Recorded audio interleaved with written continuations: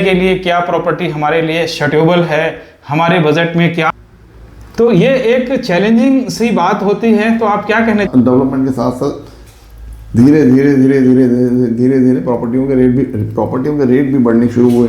जी जी जी जी सन हम आज अगर हम किसी नई ज़मीन को अलॉट करने के लिए सरकार के पास लगाने पड़ते हैं, बहुत सारी फॉर्मेलिटी होती हैं, लेकिन उस टाइम पे फॉर्मेलिटी नहीं होती। इसी तरीके से ज़मीन पे आवास बन जाए, पब्लिक आना शुरू हो, तो आगे आने वाले समय में भी 100 गुना रेट बढ़े या 50 गुना रेट बढ़े, तो कल को हमारी इन्वेस्टमेंट बेकार है। प्रॉपर्टी के अंदर इन्वेस्टमेंट कभी भी बेकार नहीं। तो पूछते हैं कि हमें फ्लैट लेना चाहिए, फ्लोर लेना चाहिए, या फिर इंडिपेंडेंट बिल्डिंग ले लेनी चाहिए, प्लॉट ले लेनी चाहिए। सोसाइटी फ्लैट में सोसाइटी की अपनी मैनेजमेंट होती है जो।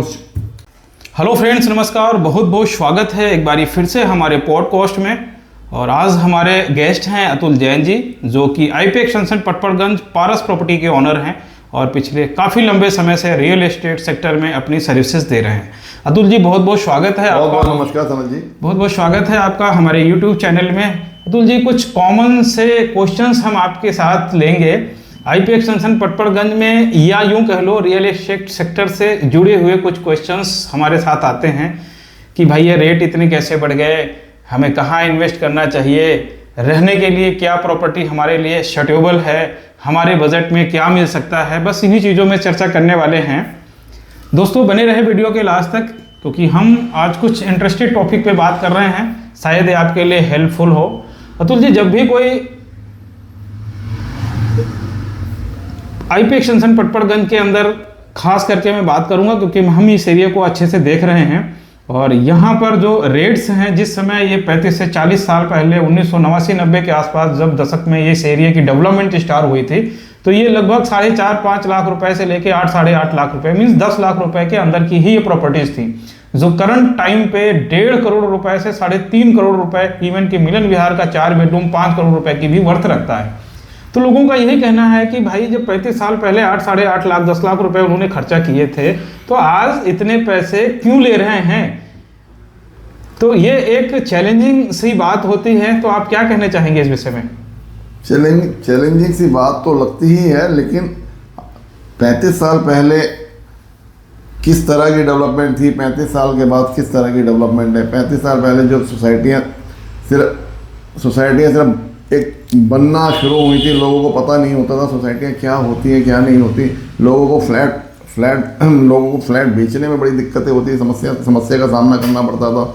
लोग बड़ी मुश्किल से फ्लैटों की तरफ अट्रैक्ट होते थे। लोग जॉइंट फैमिलियों में रहते थे, बड़े बड़े परिवार हुआ करते थे, उनके अपनी हवेली टाइप मकान हुआ करते थे। तो इसलिए कभी उन्होंने सोचा ही नहीं था कि भाई हमें फ्लैटों की तरफ भी जाना पड़ेगा। समय में बदलाव हुआ, लोगों की सोच में बदलाव हुआ, धीरे समय के रिक्वायरमेंट के साथ साथ ज़मीनों में बहुत सारे सरकार की तरफ से बहुत सारी डेवलपमेंट होनी शुरू हो गई। तो उस डेवलपमेंट के साथ साथ धीरे धीरे प्रॉपर्टियों के रेट भी बढ़ने शुरू हुए। जी जी जी जी सन हम 85 से 90 की बात करें, 85 से 90 में ज़मीन जो है कोड़ियों के भाव में बिका करती थी। सरकार से ज़बरदस्ती ज़मीन मांगते थे, सरकार बहुत जल्दी ज़मीन अलॉट कर देते थे। आज अगर हम किसी नई ज़मीन को अलॉट करने के लिए सरकार के पास जाते हैं, तो सरकार चप्पलें घिस जाती हैं, लेकिन सरकार उस ज़मीन को अलॉट नहीं करती आसानी से। बहुत सारे एफर्ट लगाने पड़ते हैं, बहुत सारी फॉर्मेलिटी होती हैं, लेकिन उस टाइम पे फॉर्मेलिटी नहीं हुआ करती थी, क्योंकि गवर्नमेंट को भी नहीं पता था कि बस उनका तो ये था कि किसी तरीके से ज़मीन पे आवास बन जाए, पब्लिक आना शुरू हो जाए, क्योंकि सारा उस टाइम पे जंगल हुआ करता था। तो गवर्नमेंट का मकसद ये हुआ करता था। तो इसलिए ज़मीन की कीमत कम थी, इन्वेस्टमेंट कम थी। समय बदलता गया तो उन चीज़ों के रेटों में भी बदलाव आना शुरू हो गया। लगभग आप मान के चलिएगा 100 गुना रेट हो गए। 35 साल में लगभग 100 गुना रेट हो गए। हाँ, लगभग 100 गुना ही रेट होगा। आगे भी अगर इन्वेस्टमेंट करते हैं, कोई भी आदमी, कोई भी नई जनरेशन या पुरानी जनरेशन या कोई भी आदमी आज भी प्रॉपर्टी में इन्वेस्टमेंट करता है, उसको अगले 35 साल में या अगले 50 साल में फिर भी बेनिफिट मिलेंगे। ऐसा नहीं है कि बेनिफिट नहीं मिलेंगे। हो सकता है आगे आने वाले समय में भी 100 गुना रेट बढ़े या 50 गुना रेट बढ़े, रेटों का बढ़ना निश्चित है, तय है। सबसे सेफ इन्वेस्टमेंट जो है वो हमारी प्रॉपर्टी के अंदर ही है, सेफ एंड सिक्योर। जी जी जी जी जी जी।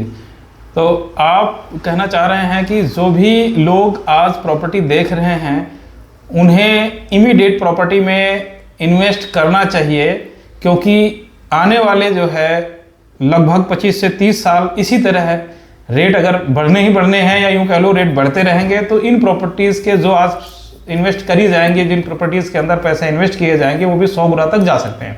100 गुना तक जा सकते हो, सेफ है। कोई भी आदमी आज इन्वेस्टमेंट करने से पहले ये ना सोचे कि भाई प्रॉपर्टी के अंदर हमने इन्वेस्टमेंट किया तो कल को हमारी इन्वेस्टमेंट बेकार है। प्रॉपर्टी के अंदर इन्वेस्टमेंट कभी भी बेकार नहीं होती है। स्लो प्रोसेस तो हम कह सकते हैं, लेकिन वर्थलेस बिल्कुल नहीं कह सकते। जी जी जी जी जी जी। तो प्रॉपर्टी जब परचेज की जाती है, अक्सर लोग पूछते हैं कि हमें फ्लैट लेना चाहिए, फ्लोर लेना चाहिए, या फिर इंडिपेंडेंट बिल्डिंग ले लेनी चाहिए, प्लॉट ले लेनी चाहिए, क्या सजेस्ट करते हैं आप? देखिए, सबसे पहले तो हर चीज़ में बजट बजट का बहुत बड़ा रोल है। जी जी जी। बजट के हिसाब से हमें तय करना चाहिए कि हम किस दिशा में जाएं। जी जी जी। अगर हमारा कम बजट होगा तो हम कम बजट की चीज़ देखेंगे, अगर हमारा अच्छा बजट होगा तो हम अच्छी बजट की चीज़ देखेंगे। लेकिन हर आदमी को कोशिश ये करनी चाहिए कि हम प्लॉट के अंदर ही जाएं। प्लॉट के अंदर हम एक इंडिविजुअल मालिक होते हैं, सिंगल ओनर होते हैं। अपनी मर्जी से उसको हम अपनी मर्जी से उसके लॉ एंड ऑर्डर बना सकते हैं, अपनी मर्जी से उसके लिए सब कुछ करना होता है, उसमें किसी मैनेजमेंट की ज़रूरत नहीं होती। जी जी जी जी। कॉर्पोरेट, अब किसी सोसाइटी फ्लैट में जाते हैं कि सोसाइटी फ्लैट में सोसाइटी की अपनी मैनेजमेंट होती है जो उस सोसाइटी को पूरा कंट्रोल करती है। जी जी जी जी। और बिल्डर फ्लोर में बहुत सारी समस्याएं आ जाती हैं, क्योंकि इंडिपेंडेंट नहीं है वो, हम डिपेंडेंट है। जी जी जी जी जी।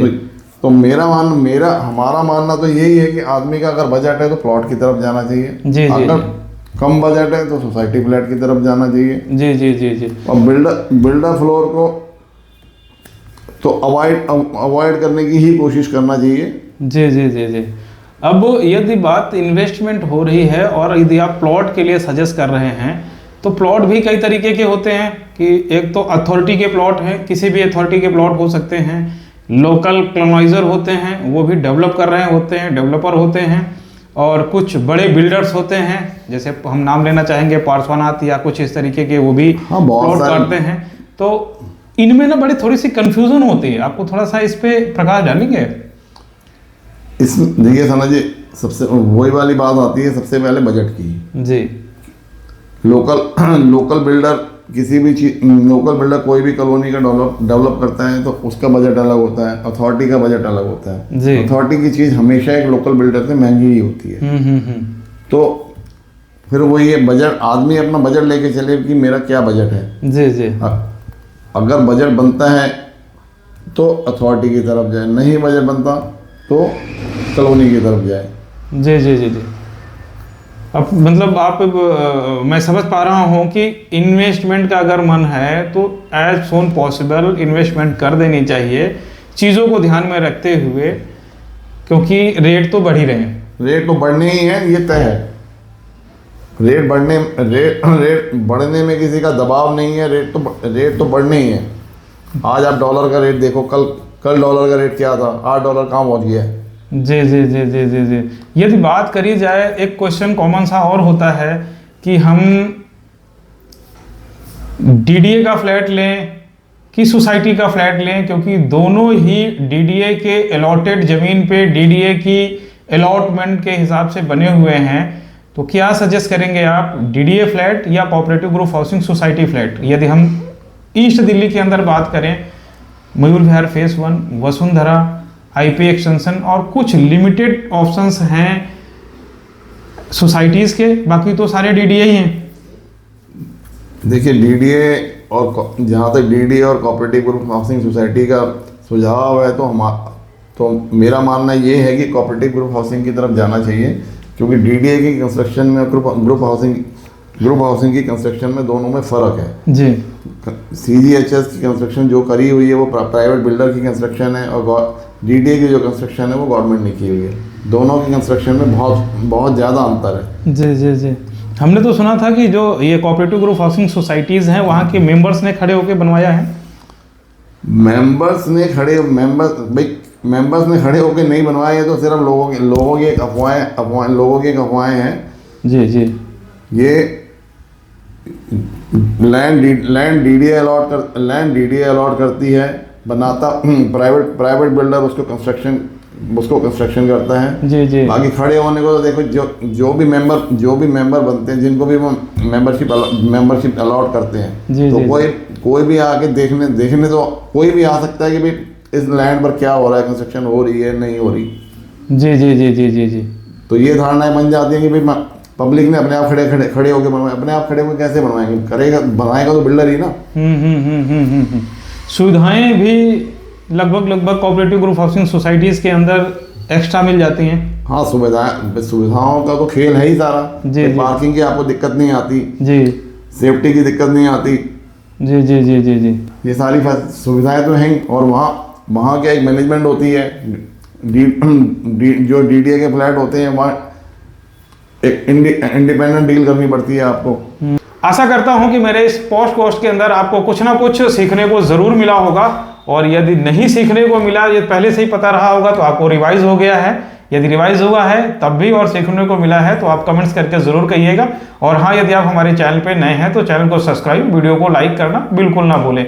अगला टॉपिक हम बहुत ही जल्द लेके आएंगे, तो बने रहे वीडियो के अंत तक। साथ ही अतुल जी बहुत बहुत धन्यवाद, आपने अपने बिजी शेड्यूल से अपने लिए टाइम निकाला।